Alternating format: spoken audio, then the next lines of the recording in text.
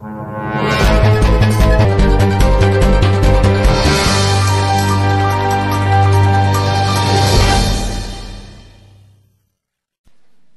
noite, irmãos. Quero saudá-los em nome de Jesus e dizer da minha alegria retornar à Igreja de Pinheiros e, mais uma vez, com os irmãos, participar desse culto de louvor a Deus e sermos instruídos por Ele.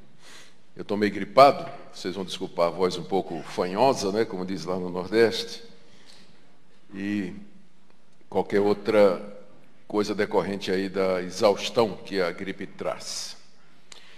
Queridos, o tema dessa noite, que foi me pedido, é o apostolado, ontem e hoje. Eu vou dizer por que esse assunto é importante.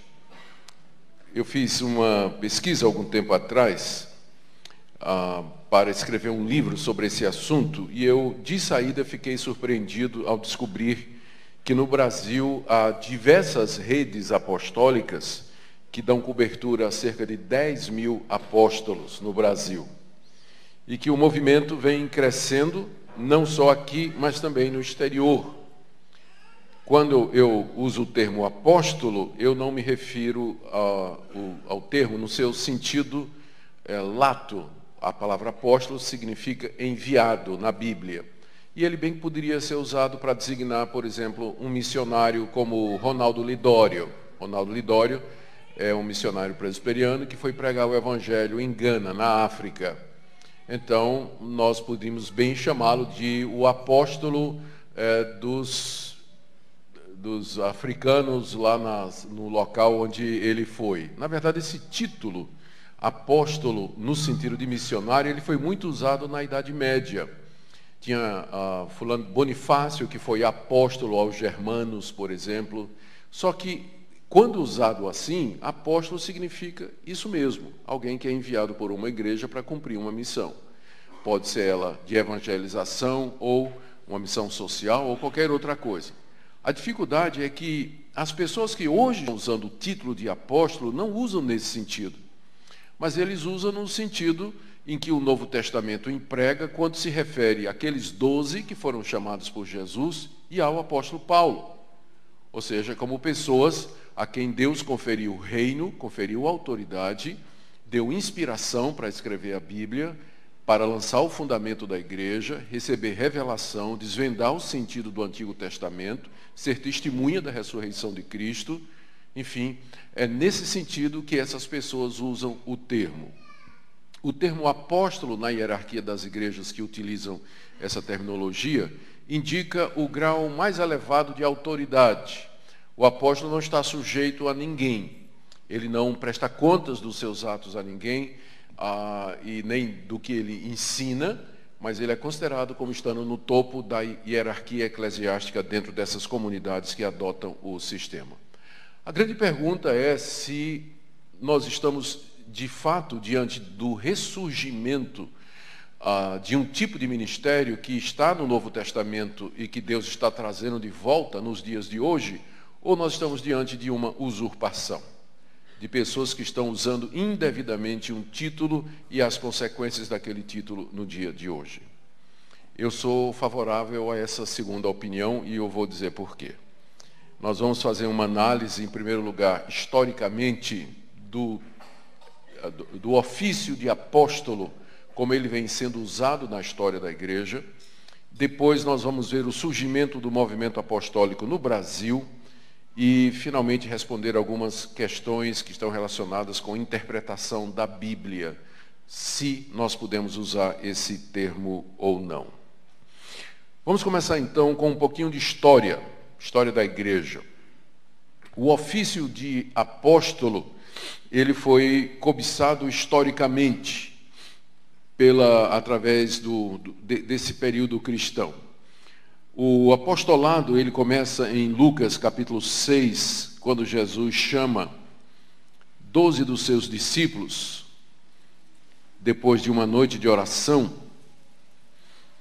e os intitula assim. Então, o texto de Lucas 6, a partir do verso 12. Naqueles dias, retirou-se para o monte a fim de orar, e passou a noite orando a Deus. E quando amanheceu, chamou a si os seus discípulos e escolheu 12 dentre eles, aos quais deu também o nome de apóstolos. Essa é a primeira vez no Novo Testamento em que aparece o termo apóstolo. Ele foi empregado por Jesus quando designou 12 de entre os seus seguidores para estarem com ele, aprenderem dele. Ele os enviou a pregar, lhes deu a grande comissão e os colocou como testemunhas da sua ressurreição. Mais adiante, um outro vai ser chamado, que é o apóstolo Paulo. E na nossa avaliação, ele não deveria ser o 12º, mas ele, na verdade, nem se considera como parte dos 12, mas como um nascido fora de tempo, um apóstolo que foi chamado de maneira especial, numa exceção, para poder plantar o reino de Deus entre os gentios. O fato é que o conceito de apóstolo e o ofício nasce com a escolha de Jesus, desses 12 cujos nomes estão aí em outras listas do Novo Testamento. Depois da morte de Jesus, os apóstolos ministraram em todo lugar, como Jesus havia dito. E aí começaram a aparecer pessoas que diziam que eram apóstolos também. Na segunda carta aos Coríntios, no capítulo 11, no verso 5, o apóstolo Paulo se refere ao que ele chama de falsos apóstolos. No capítulo 11, verso 13, ele diz que esses falsos apóstolos são ministros de Satanás e se transfiguram, à semelhança de Satanás, como mensageiros de luz. No capítulo 12, verso 11, o apóstolo Paulo menciona de novo falsos apóstolos, ou seja, enquanto os verdadeiros apóstolos ainda estavam vivos, já tinha gente querendo dizer que também era apóstolo, como os 12 e como o apóstolo Paulo. E Paulo os enfrentou. Eles eram falsos, não somente porque eles ensinavam uma falsa doutrina, mas porque eles não eram apóstolos. Eles não faziam parte daquele grupo original que Jesus Cristo havia nomeado e nem tinham as credenciais do verdadeiro apostolado. No livro de Apocalipse, no capítulo 2, verso 2, o Senhor Jesus manda que João escreva uma carta à igreja de Éfeso, e ele recomenda à igreja de Éfeso, diz lá no versículo 2 do capítulo 2, porque colocou à prova aqueles que diziam que eram apóstolos, que a si mesmos se chamavam apóstolos, e não eram. E não eram. A igreja de Éfeso foi elogiada porque avaliou a pretensão de alguns homens que se apresentavam como apóstolos e disse: vocês não são apóstolos de Jesus Cristo, vocês não têm as credenciais, vocês não batem os requerimentos necessários, vocês não podem ser chamados de apóstolos. E os expulsou da igreja, e a igreja recebe o elogio do Senhor Jesus. E isso continuou. Depois da morte dos apóstolos, apareceram pessoas que também se diziam apóstolos, e que diziam que estavam numa linha sucessória que remontava ao próprio Jesus Cristo. Entre os mais conhecidos estavam os apóstolos gnósticos. O gnosticismo foi uma das primeiras heresias cristãs. Ela aparece no final do século I e durante o século II, e ela cresceu tanto que teria sufocado a igreja se Deus não tivesse levantado mestres como Tertuliano, Ireneu e outros pais da igreja, que são chamados de pai apologetas, que enfrentaram, Agostinho também enfrentou, que enfrentaram o gnosticismo e rejeitaram completamente as suas pretensões. O gnosticismo dizia que a salvação é mediante um conhecimento secreto que nem os apóstolos tinham, mas eles agora tinham. Essa nova geração, depois dos apóstolos, tinha recebido esse conhecimento secreto. O apóstolo gnóstico, 2 dos apóstolos gnósticos mais conhecidos são, em primeiro lugar, Marcião. Marcião é do século II, ele dizia que os apóstolos não entenderam tudo e que Deus tinha dado a ele a revelação mais completa da verdade. Ireneu combateu Marcião e no livro Contra Heresias, ele diz que Marcião foi o 10º apóstolo gnóstico e que foi sucessor de um tal apóstolo Cerdo, lá em Roma. Então você vê que essa briga, o desejo de ser apóstolo, continua, não é? Mesmo depois da morte dos apóstolos, aparece gente dizendo: não, eu também sou. O outro apóstolo conhecido dos gnósticos é Maniqueu, ou Mani. Mani surge no século III. Ele se apresenta como sendo o Parácletos, aquele que Jesus Cristo disse, não vou deixar vocês sozinhos, mas vou mandar um outro Consolador, um Parácletos. Mani disse, sou eu. Sou eu. Então, ele escreveu várias coisas, entre elas a obra principal dele é Epístola Fundamentale, do século III, onde ele começa a epístola dizendo assim, Mani, o apóstolo de Jesus Cristo, aos fiéis que estão em tal lugar. Ele escreveu uma carta a um discípulo dele chamado Marcelo, que ele começa assim, dizendo, Mani, um apóstolo de Jesus Cristo, ao meu amado filho Marcelo. Então, já você percebe, não é? Sempre teve gente querendo ser apóstolo. Então, na época dos apóstolos, depois da morte dos apóstolos, entrando no século II, no século III, o Mani, ele organizou uma igreja com 12 apóstolos e influenciou vários outros grupos. Um dos grupos que mais continuou ou perseverou na história da igreja foram os paulícios, um grupo que existiu até o século XII. Os paulícios tinham igrejas onde havia 4 níveis de apóstolos. Era uma seita maniqueísta e continuava a afirmar a validade do ofício apostólico nos dias deles. Em reação a todo esse surgimento de apóstolos no século II, a igreja cristã ela reagiu através da manifestação de alguns pais da igreja. E a solução que eles acharam para combater a ideia de apóstolo foi a ideia da sucessão apostólica através dos bispos. Então, vários dos pais da igreja, eles disseram assim, não, só tinha 12 apóstolos e Paulo. Não, fora desse grupo não tem apóstolo. Não no sentido em que eles são apóstolos. Os sucessores dos apóstolos são aqueles bispos que aprenderam com os primeiros apóstolos. Então, apareceu uma linha sucessória a partir de Pedro, a partir de Paulo, de gente que se considerava, não é? Dizendo assim, olha, eu sou discípulo de Matias, que foi discípulo de Ananias, que foi discípulo do apóstolo João. Só que eles não se chamavam de apóstolos, mas chamavam-se de presbíteros. E depois eles ganharam o nome de bispos. E diziam, o verdadeiro conhecimento, a verdadeira tradição, o evangelho está preservado através dos bispos. O que aconteceu? É que naquela época os grandes nomes da igreja, eles de fato consideravam o período apostólico como encerrado. Gente como Inácio, Clemente de Roma, Ireneu de Leão, Tertuliano, Eusébio de Cesareia, todos eles se referiam ao período apostólico como sendo um período especial, único, de lançamento do fundamento da igreja, e que nós não tínhamos mais apóstolos hoje. Mas nós temos os bispos, que conhecem a verdade, que aprenderam dos apóstolos, e eles são aqueles que guardam a verdade. Só que aí o bispo de Roma, ele entendeu que porque ele era bispo da cidade mais importante do império, ele era propriamente o pai do cristianismo. E surge o quê? Papado. Não é? Que é, na verdade, um apostolado. Tanto é que ele se coloca, o bispo de Roma, então se colocou como sendo, ele dizia, não tem mais apóstolos hoje, porque eu sou o descendente dos apóstolos, eu sou o representante dos apóstolos em linha sucessória diretamente de Pedro.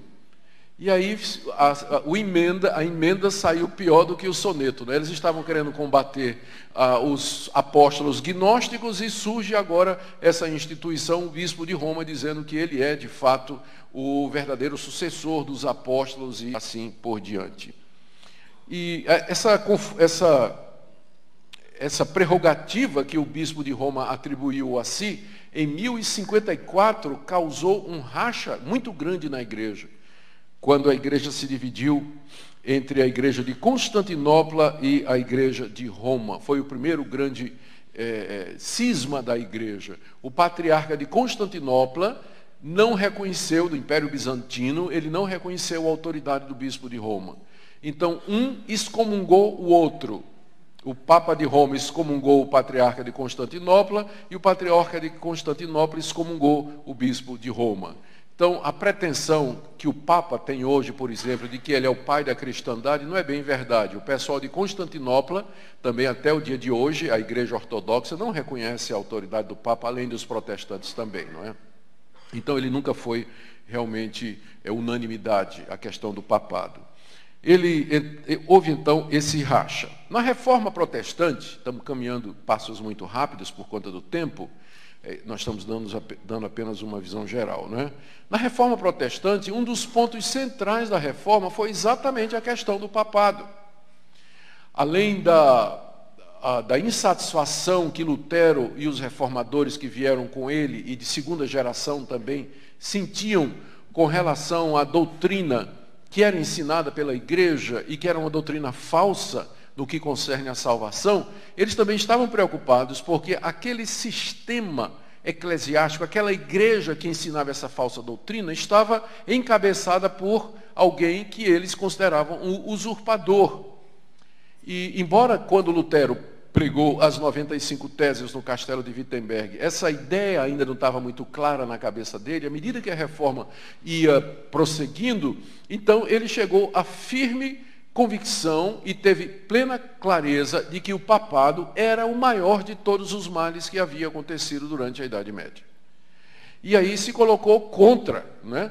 E a grande questão que se levantou foi então o seguinte: o Papa, como sendo o sucessor dos apóstolos, ele é o detentor da verdade e é ele quem decide as questões doutrinárias na igreja. Se aparecer uma heresia na igreja, leva para o Papa e ele, como apóstolo, ele vai dizer: isso aqui está certo, isso aqui está errado. Falou o Papa, está resolvido. Tem até o ditado em latim que diz: Roma locuta, causa finita est. Se Roma falou, a causa está encerrada.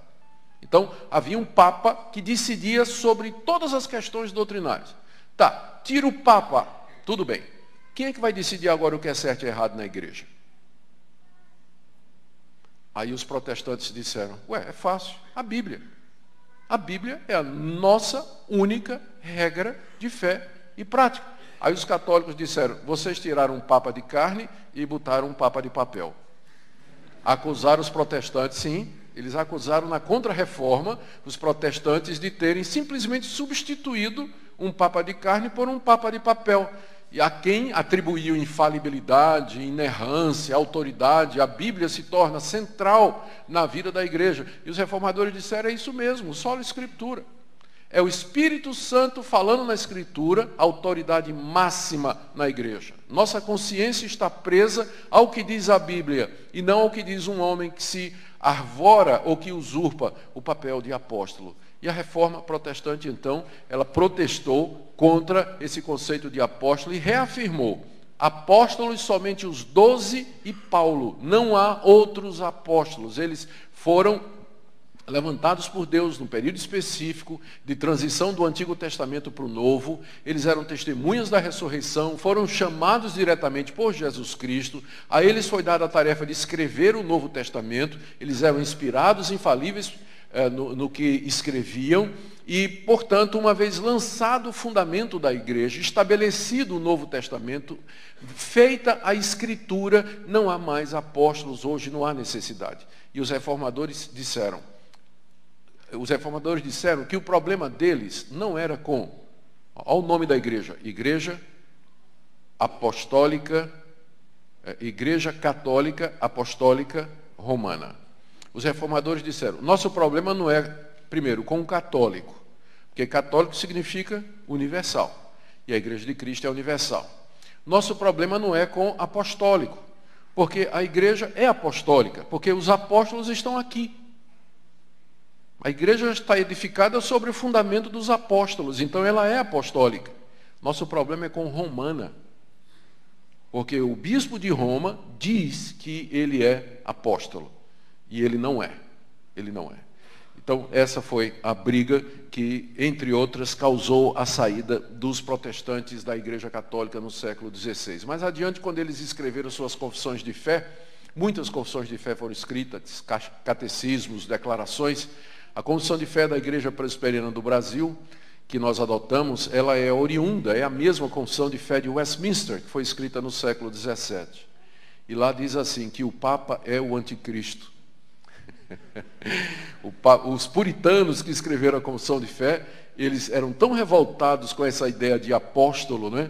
E o Papa ser o apóstolo, o sucessor de Pedro, que eles consideraram como o anticristo. Mas foi da igreja presbiteriana que apareceu no século XIX, aquele que é considerado o precursor do movimento carismático. Um pastor chamado Edward Irving, era um pastor presbiteriano, sediado na Escócia, e que depois se mudou para a Inglaterra. Era um jovem pregador, extremamente erudito, muito capaz, extremamente eloquente.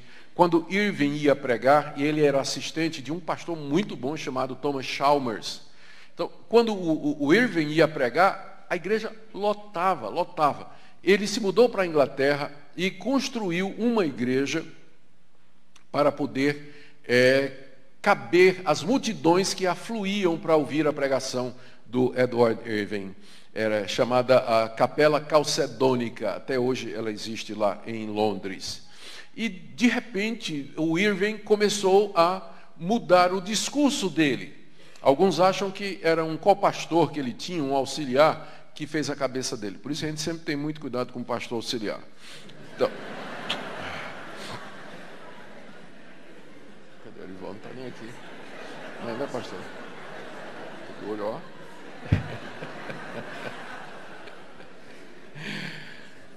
Brincadeira, gente. Eu fui 10 anos pastor auxiliar da igreja de Santa Mara, aqui em São Paulo. O Irving começou a ensinar. O fim do mundo ia chegar logo, e Deus ia restaurar a sua igreja. E essa restauração da igreja, preparatória para a vinda de Cristo, passava pela restauração dos 5 ministérios que estão em Efésios 4:11. E ele mesmo deu à igreja apóstolos, profetas, evangelistas, pastores e mestres. Irving dizia, a igreja só preservou evangelistas, pastores e mestres. Cadê os profetas? Cadê os apóstolos? Então, a igreja abandonou esses dons que Deus deu. Antes da vinda de Cristo, esse quíntuplo ministério será restaurado. Era um presbiteriano que estava ensinando isso. E aí o que aconteceu? Ele convenceu a igreja dele de que essa doutrina era correta. O presbitério o excluiu, porque isso não era doutrina presbiteriana, óbvio, não é. E ele então fundou a chamada igreja irvingita e estabeleceu 12 apóstolos e vários profetas. E a primeira coisa que os apóstolos fizeram, uma vez que foram estabelecidos, foi expulsar Irving da igreja. Porque onde tem apóstolo, pastor não canta de galo, né? Então, fora. Irving morreu aos 35 anos, tuberculoso, e clamando pela cura. Ele acreditava que Deus havia restaurado o dom de cura. Ele morreu pedindo que Deus o curasse, mas Deus não atendeu a sua oração. Aí, Irving dizia, quando ele estava ainda na igreja irvingita, que ainda durante o tempo de vida dos 12 apóstolos, Jesus Cristo haveria de voltar. Os 12 morreram e Jesus não voltou. Essa igreja, então, depois da morte de Irving e da separação, ela se espalhou por algumas partes do mundo. Ela chegou no Brasil em 1920 e poucos. Hoje, no Brasil, ela é conhecida como Igreja Nova Apostólica. Tem mais de 1 milhão de membros aqui no Brasil. A Igreja Nova Apostólica, que é descendente dos irvingitas, que remontam a esse pastor. O Irving levantou essa questão da restauração do ofício apostólico 150 anos antes do movimento pentecostal. Então ele é considerado o pai do movimento pentecostal, ou pai do movimento carismático. Foi uma das pessoas que bem antes do movimento pentecostal já começou a falar de que Deus haveria de restaurar todos os dons à igreja. E aí veio o pentecostalismo no início do século XX. A ênfase maior do pentecostalismo era o batismo com o Espírito Santo. E ao batismo com o Espírito Santo estava associada a manifestação dos dons espirituais, particularmente o dom de línguas. Mas o ponto central do movimento pentecostal é que Deus estava restaurando a igreja tudo aquilo que nós encontramos no Novo Testamento. Expulsão de demônios, sonhos, visões, revelações, profecias, o batismo com o Espírito Santo, línguas. Deus, depois de quase 2000 anos de silêncio, em que esses dons e essas manifestações estiveram ausentes da igreja, então agora Deus estava restaurando todas estas coisas. Uma nova fase estaria começando na vida da igreja. Os pentecostais, então, naquela época, eles viram o seu movimento como sendo uma restauração do período apostólico igual ou maior do que a reforma protestante. Igual ou maior do que a reforma protestante. Eles diziam que a reforma de Lutero foi a primeira reforma, mas agora o surgimento do movimento pentecostal era a segunda reforma, que seria maior e mais influente do que aquela primeira que havia acontecido no século XVI. E, claro, se Deus está restaurando tudo que está no Novo Testamento, o que é que vem aí? Os apóstolos estão de volta. Não é? Então, quando o pentecostalismo surgiu, imediatamente começaram a surgir igrejas apostólicas derivadas do pentecostalismo. A bem da verdade, nem todos os ramos do pentecostalismo aceitaram que os apóstolos estavam de volta. Isso tem que ser dito para não colocar os irmãos pentecostais tudo no mesmo... para a gente não zerar, não é? Dizer que tudo pensa igual. Não é verdade. Muitos irmãos já naquela época disseram, peraí, Deus está restaurando os dons, mas esse aqui de apóstolo é diferente. Isso aqui é um ofício, é outra coisa. Não tem nada, não está sendo restaurado. Mas outros disseram que estavam. E aí fundaram, por exemplo, a Igreja da Fé Apostólica em 1908. Fundada na Inglaterra por William Hutchinson, pentecostal, depois que ele teve uma visão de anjos, em que os anjos disseram que era para ele criar uma igreja apostólica, porque Deus estava restaurando os dons de apóstolo.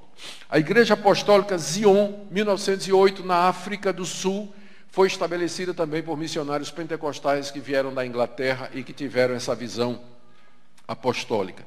Igreja Apostólica Africana, 1932, no Zimbábue. Um africano convertido ao pentecostalismo, chamado John Maranki, ouviu uma voz que dizia, tu és João Batista. E ele deveria, então, construir uma igreja apostólica. Eu estou lendo fatos da história, sem entrar no mérito. Estou lendo fatos da história da igreja. Igreja Apostólica de 1916, na Inglaterra, fundada por Daniel Williams. Iglesia La Luz del Mundo, 1926, no México, atualmente tem 2 milhões de membros, foi fundada por Eusébio González, depois que ele teve visões em que Jesus mandou que ele restaurasse a igreja primitiva. Igreja Apostólica de Cristo, 1940, na Nigéria, fundada por um africano chamado Joseph Babaola, que deu origem às igrejas apostólicas na África e assim por diante. Ou seja, a partir do movimento pentecostal, começou a aparecer em todas as partes do mundo dezenas e dezenas de igrejas apostólicas, porque o espírito do pentecostalismo é o restabelecimento nos dias de hoje de tudo aquilo que você tem no Novo Testamento. A bem da verdade, não são todos os pentecostais que pensam assim. Alguns pentecostais admitem que no Novo Testamento existe uma certa particularidade que afeta ao período especial de transição do Antigo para o Novo Testamento. Os apóstolos fazem parte daquilo ali, eles não estão voltando, não tem apóstolo hoje, né? Inclusive essa é a posição oficial da Assembleia de Deus até o dia de hoje. Sim, por mencionar isso, né? Há uma declaração de 2001 do Presbitério Geral, do Concílio Geral das Assembleias de Deus dos Estados Unidos, sobre essa questão de apóstolo. As Assembleias de Deus se reuniram nos Estados Unidos e uma convenção, creio que é mundial, e eles estudaram essa questão de apóstolos e vieram com uma declaração que quando eu li, eu perguntei a mim mesmo, onde é que eu assino? Perfeito, perfeito. Assembleia de Deus, tranquilo, argumentando biblicamente, os apóstolos é um período especial, o apóstolo Paulo, os 12, isso tudo pertence ao período do Novo Testamento, não tem hoje. Esse pessoal que se diz apóstolo é falso profeta, é uma declaração dura da Assembleia de Deus em 2001, no seu concílio mundial. Bom, A coisa ficou mais ou menos por aí. Mas o que deu realmente um grande ímpeto ao surgimento do movimento apostólico no mundo e no Brasil foi o aparecimento da chamada Nova Reforma Apostólica, que surge no bojo do neopentecostalismo. Neopentecostalismo é um movimento dos anos 90 e que, a princípio, se caracterizou pelo movimento de batalha espiritual e a promoção da teologia da prosperidade. Os defensores da batalha espiritual no Brasil, naquela época, muito conhecidos eram Neuza Itioca, por exemplo, Valnice Milhomens, muita coisa do Peter Wagner, que foi um missionário na América do Sul, estudou no seminário de Fuller, na Escola de Missões, e depois ele era de uma igreja tradicional, depois ele foi para o movimento pentecostal, e ele começou com o movimento de batalha espiritual. Vocês têm muitos livros de Peter Wagner traduzidos no Brasil a respeito de batalha espiritual. Ele foi trazido pela Neuza Itioca, Valnice Milhomens, até a Igreja Presbiteriana do Brasil uma vez o convidou para falar, pensando que ele estava naquela fase de falar sobre crescimento de igrejas. Ele veio para um congresso, não é isso, reverendo? Em Campinas, aqui, convidado pela Igreja Presbiteriana. E quando ele chegou e começou a falar de batalha espiritual, todo mundo arrepiou o cabelo, porque pensava que ele ia falar sobre crescimento de igreja. Porque ele era conhecido por isso, só que ele já tinha mudado.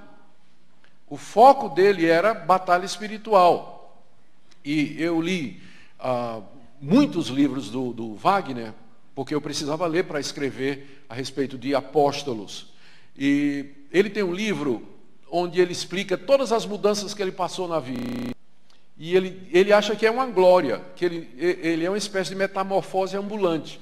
Ele diz que começou como missionário de uma igreja tradicional aqui na América do Sul, pregando o Evangelho. Depois ele viu que a igreja não estava crescendo, que quem crescia eram os pentecostais.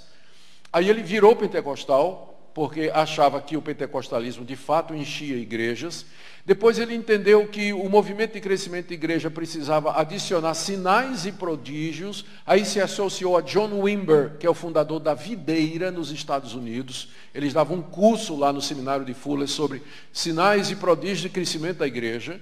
E o tempo passou e ele adotou o movimento de batalha espiritual, porque ele dizia, para evangelizar e fazer a igreja crescer, a gente tem que confrontar os espíritos, os poderes satânicos, destronizar Satanás, a gente tem que acabar com os espíritos territoriais e tudo mais. E aí, passados 30 anos do movimento de batalha espiritual, e eles não entregaram o que prometeram, amarraram o demônio de Brasília, amarraram o demônio não sei de quê, e o Brasil, né, não adiantou nada, nada. E aí, então, o Wagner apareceu, mas parece que está dando certo, né? Ter amarrado o demônio de Brasília. Bom, isso aí está sendo gravado não, né, Breno? Está sendo gravado. Aí, o Wagner, Peter Wagner, num dos livros dele, em que ele justifica que ele é apóstolo agora, o Wagner agora é apóstolo, ele justifica ter aceitado o título, né, e o cargo e o ofício de apóstolo, dizendo o seguinte: durante 30 anos ele pregou sobre batalha espiritual e crescimento da igreja. E ele viu que não funcionou, não deu certo. E ele perguntou-se e pediu a Deus, por quê? E a resposta de Deus foi, porque faltavam generais para comandar os exércitos. E quem são os generais? Os apóstolos. Então, agora nós estamos numa nova fase. O movimento apostólico, ele é o desdobramento do movimento de batalha espiritual, crescimento da igreja, sinais e prodígios e teologia da prosperidade. Ele acompanha o movimento neopentecostal, está ligado ao movimento neopentecostal e adota todas estas coisas nos seus ministérios e assim por diante. Bom, o que o movimento, então, encabeçado pelo Peter Wagner, diz? Ele é chamado Nova Reforma Apostólica. Quais são as pretensões desse movimento no mundo todo e no Brasil? E o que eu vou ler aqui para vocês é um resumo dos livros de Wagner e de todos os outros que seguem a orientação dele. Primeiro, a igreja errou quando ela limitou os apóstolos aos 12 e Paulo. Foi um grande erro, Porque os bispos e presbíteros que tomaram a liderança da igreja depois que os apóstolos morreram, eles não tinham autoridade para lidar com os problemas. O fato é que não demorou muito e começaram a aparecer heresias na igreja. A Idade Média é uma prova disso. Por quê? Porque bispo e presbítero e pastor não têm autoridade para comandar a igreja. A igreja precisa de um braço forte, de alguém que tenha autoridade absoluta, recebida diretamente de Deus, para poder guiar a igreja como os apóstolos eram. Então, quando a igreja disse que os apóstolos eram... Gente, eu estou vendo gente fazendo assim. Eu não concordo com isso não, tá? Estou só explicando. É porque tem gente fazendo assim. Estou só explicando a posição deles, tá? Não estou concordando com isso não. Ué.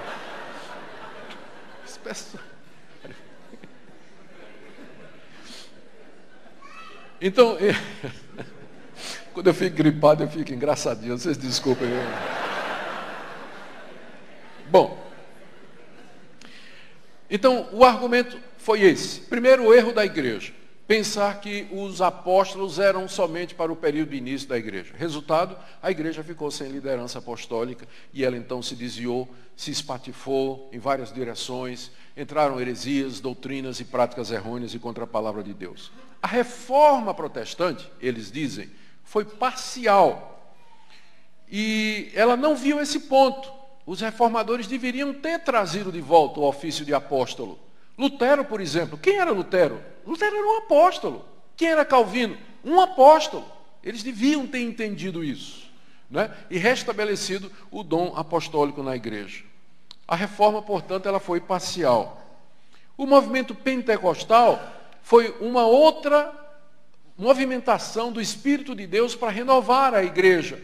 Mas o movimento pentecostal, eles dizem isso, traiu as suas origens, porque deveria ter trazido o dom de apóstolo e o ofício de apóstolo de volta, como por exemplo a Assembleia de Deus. Eles não gostam muito da Assembleia de Deus, por isso que acham que a Assembleia de Deus deveria ter, que é a maior denominação pentecostal, né, deveria ter restabelecido a questão dos apóstolos.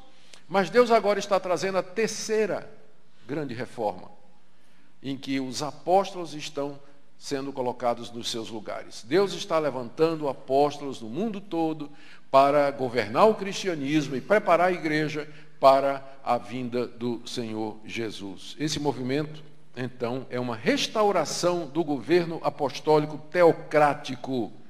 Eles dizem que pensar que a igreja pode adotar um sistema democrático, tipo assim, o sistema batista, presbiteriano, ou mesmo da Assembleia de Deus, ou tudo mais, é ilusão. O sistema que Deus determinou para a igreja é apostólico teocrático, ou seja, a igreja tem que ser governada por homens fortes, com autoridade de Deus, para poder guiar a igreja no caminho correto. O Peter Wagner também diz que Satanás vem mantendo a igreja cega para isso através daquilo que ele chama de um espírito de religião.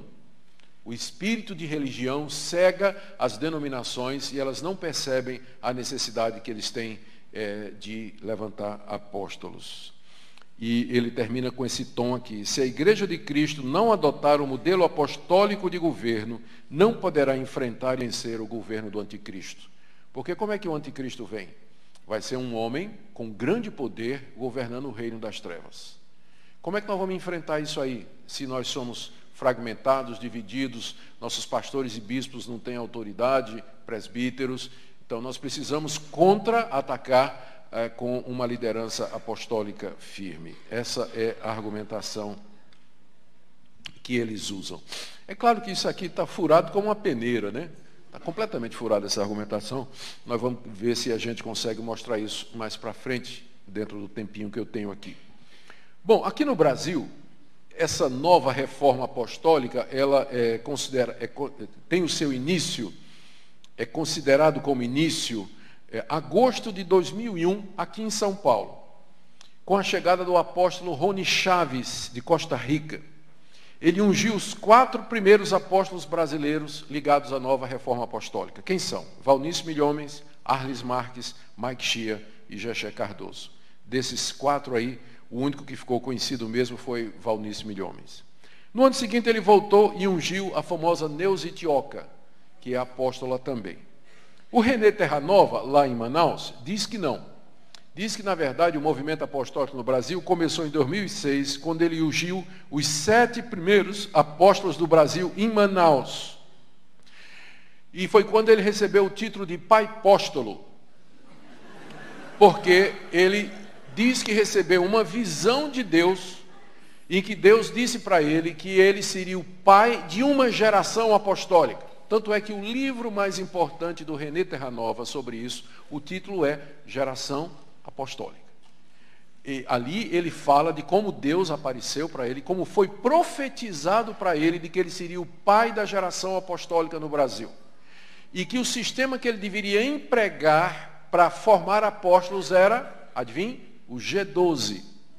O G12, então, seria um método usado, porque seria grupos de 12 que ele treinaria como apóstolos. O autor do G12 não é o René Terranova, mas o Castellani. O Castellani teve uma visão em que Deus disse para ele que a igreja em 2000 anos vinha fazendo a coisa errada. Que o caminho para o discipulado era treinar os discípulos em grupos de 12. Não é? Em grupos de 12. Mais recentemente, eu participo de uma comissão do Supremo Concílio da Igreja Presbiteriana do Brasil, que vai tratar dessa questão do MDA, que é uma variação do G12. E algumas igrejas presbiterianas têm perguntado se elas não podem adotar o MDA. Então, eu faço parte de uma comissão que está analisando o assunto, a gente vai prestar relatório em 2018, ao Supremo Concílio. E eu tive que ler muita coisa do MDA, especialmente do fundador, que é o A.B. Huber, lá do norte, que agora também é apóstolo.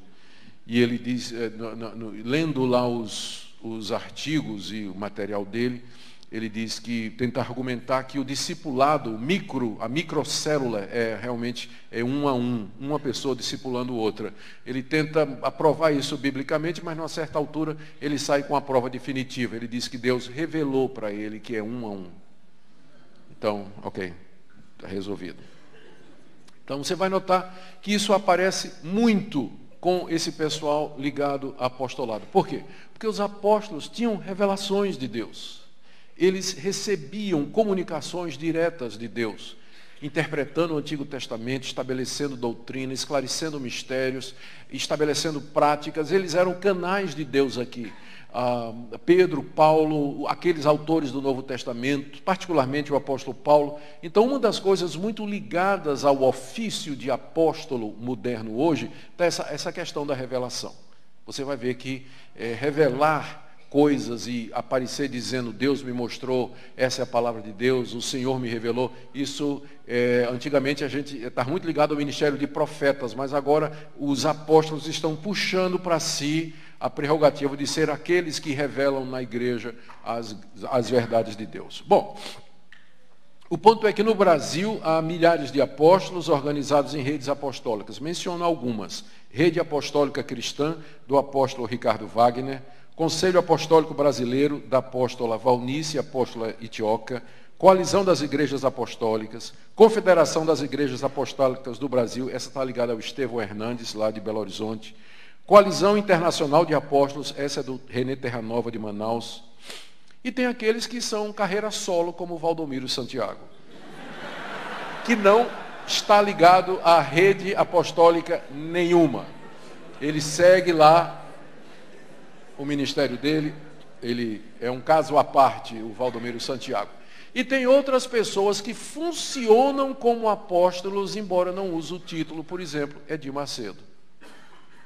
Ele funciona como apóstolo, mas ele não usa o título. A gente não sabe por quê, mas é igual, não tem diferença. Tá? Não tem diferença.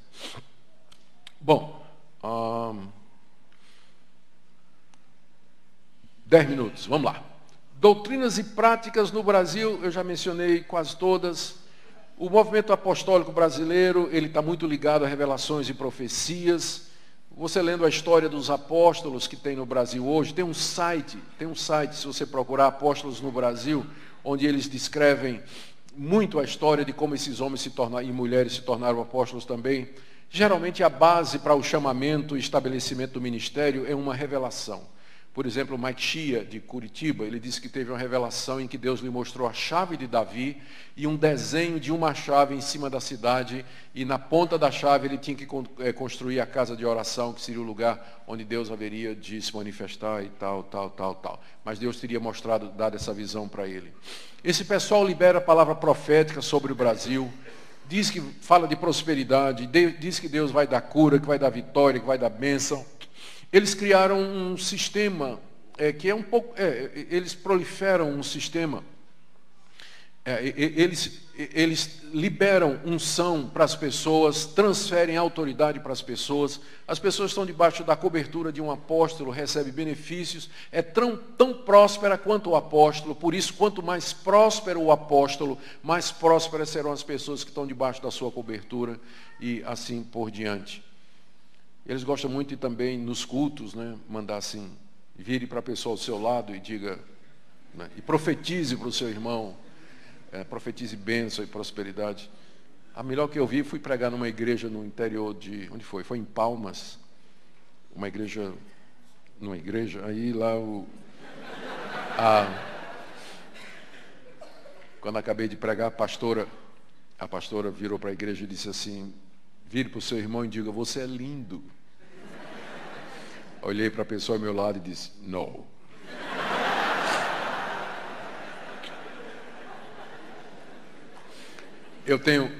Ainda vou fazer isso, viu, Arival? Quando eu for para uma igreja dessas aí, ainda vou fazer isso assim. Quando for começar, eu queria que você virasse para o seu irmão e dissesse o seguinte, meu irmão, repita, meu irmão, não vou lhe dizer nada. Não vou lhe dizer nada. Porque eu vim aqui para escutar a palavra de Deus. Pronto. Agora vamos prestar atenção aqui. Ainda vou fazer isso, Arival. Vou fazer. Estou ensaiando aqui. Tá bom. Outra característica do movimento apostólico é eles estão reintroduzindo práticas judaicas. No site do Conselho Apostólico Brasileiro, você tem a bênção das 12 tribos sobre o Brasil. René Terranova, no culto dele, traz a arca carregada por diáconos para dentro da igreja. O Edir Macedo se veste de rabino, construiu o templo de Salomão, toca chofar, entra a arca, vão para Israel. Valnice Milhomes, apóstola, recebeu uma revelação que Deus mandou ela guardar o sábado. Ela é sabatista, ela guarda o sábado. Revelação que Deus deu para ela. Então, eles estão reintroduzindo na igreja práticas judaicas, que o livro de Gálatas, o livro de Colossenses, o livro de Hebreus, a carta aos Romanos, já disseram que eram práticas que são rudimentos do mundo, que são sombras, que eram tipos, que eram figuras, e que prestavam ao anúncio, pré-anúncio da chegada do Messias no Antigo Testamento, e não tem mais valor nenhum para nós, que somos cristãos, salvos pela graça, mediante a fé em Cristo Jesus. Essas coisas não têm nada a ver. Por que é que eles promovem isso? E essa resposta que eu vou dar agora não foi dada por mim, mas foi por um pastor batista. E eu creio que não é generalizado, não devemos generalizar. Mas ele diz que é impossível não ver o lucro financeiro disso, porque esses apóstolos fazem viagens para Israel, caravanas para Israel, e onde eles ganham bastante dinheiro com isso, e trazem coisa para vender, água do Rio Jordão, óleo do Monte das Oliveiras, lasquinha de pedra do Muro das Lamentações, uma série de outras coisas, e vende, porque é ungido, porque e tudo. Então, esse pastor diz que existe um negócio por aí. Eu não quero imputar isso a todo mundo, porque eu não creio, não conheço o coração, mas que parece que há um interesse financeiro e enfatizar essas viagens para Israel como Terra Santa e um monte de outras coisas que a gente não encontra mais no Novo Testamento. Falsas profecias. Valnice Milhomes profetizou o retorno de Cristo em 2007. Em 2011, Terranova disse que seria o ano aceitável do Senhor. Publicou no site dele e depois tirou, mas o pessoal fez print. Quando você vê um trem assim, você faz um print. Porque pode ser que o cara vai tirar. Você tem a prova. O ano aceitável do Senhor, Terranova, profetizou que os crentes seria o ano da restituição, que os crentes iriam receber de volta escolas, propriedades, colégios, que sua família ia se converter. Foi um negócio assim. eu fiquei abismado, né? Nesse mesmo ano, a Cindy Jacobs, que é uma profetisa que vem muito nesses eventos aí, ela profetizou que o PIB do Brasil seria 14 vezes mais do que o PIB dos Estados Unidos. Isso mesmo. Aí, eu leio na minha Bíblia, em Deuteronômio 13 e Deuteronômio 18, que se alguém falar em nome do Senhor alguma coisa e essa coisa não acontecer, é falso profeta. É falso profeta. Mas por que esse pessoal faz esses apóstolos fazem essas profecias, elas não cumprem e não acontece nada? Eu encontrei a resposta no site de Neuza Itioca, fazendo a minha pesquisa, onde ela diz que as profecias são condicionais. Da seguinte maneira, está explicado agora. A Cindy Jacobs, ela profetizou que em 2011 o PIB seria 14 vezes mais do que os Estados Unidos. Por que não aconteceu? Porque os brasileiros não tomaram essa palavra em fé. Os brasileiros não se esforçaram, não trabalharam, não investiram e, portanto, Deus não cumpriu a profecia. Está no site da Neuza Itioca. Bom, análise final. Esse movimento, que se chama Nova Reforma Apostólica, primeiro, não é nova, segundo, não é reforma, e terceiro, não é apostólica. Não é nova porque nós já vimos na história da igreja gente atrás desse título. Nunca parou de gente querendo ser apóstolo, tá? Então, não é novidade, isso vem desde o tempo dos apóstolos. Segundo, não é reforma. Porque a reforma protestante, ela queria exatamente o contrário do que o apostolado moderno quer. A reforma protestante queria voltar para a Escritura. Essa nova reforma apostólica quer restabelecer apóstolos, os quais, de acordo com a reforma protestante, não existem mais. A nova reforma o Peter Wagner diz assim, que é Satanás quem leva os cristãos a se concentrar no que o Espírito Santo disse e não no que o Espírito Santo está dizendo hoje. Ele coloca as revelações atuais como sendo num patamar maior do que aquilo que o Espírito disse. A que ele se refere, aquilo que o Espírito disse? Escritura, palavra de Deus. Então, não é reforma. Também não é apostólica. Não tem as marcas dos apóstolos. Nenhum deles foi chamado diretamente por Jesus Cristo, embora eles digam que tenham tido visões. Mas dá uma olhadinha no que é que aconteceu no Novo Testamento. Cristo, pessoalmente, não era uma visão, ele chamou os 12, depois Matias substitui Judas. E ele apareceu a Paulo no caminho de Damasco. Tem uma diferença entre visão e aparição. João, quando escreveu o Apocalipse, estava na ilha de Patmos e ele teve uma visão. Se você estivesse ao lado de João, no momento que ele estava tendo a visão, você ia ver João olhando para o céu, aí você... E João vendo a glória. E você olhava, você não ia ver nada, porque tudo estava passando no espírito de João. Ele em espírito viu tudo aquilo. Mas se você estivesse no caminho de Damasco, ao lado de Paulo, você teria ouvido a voz e visto a luz.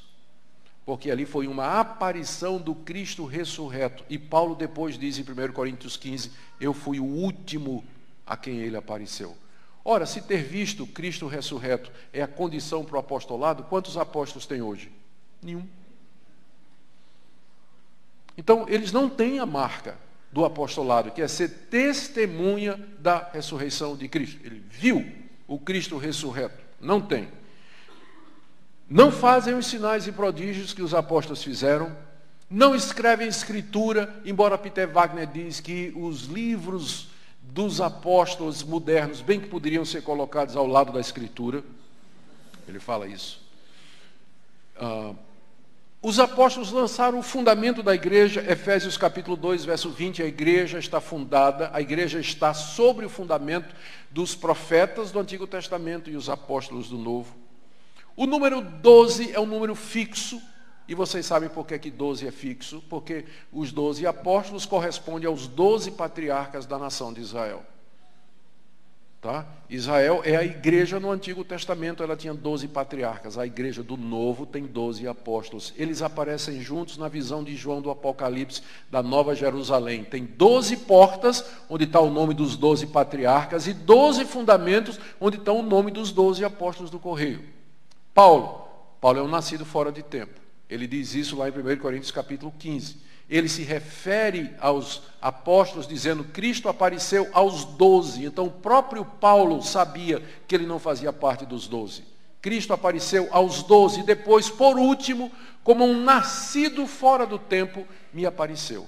Ele foi chamado excepcionalmente para pregar o evangelho aos gentios. Mas o número 12 é fechado. Não tem mais apóstolo como eles e como o apóstolo Paulo. E se você der uma olhadinha em 1 Coríntios 4, de 9 a 13, você vai ver a lista dos sofrimentos dos apóstolos que você pode comparar com o sofrimento dos apóstolos modernos de hoje. Como eles sofrem.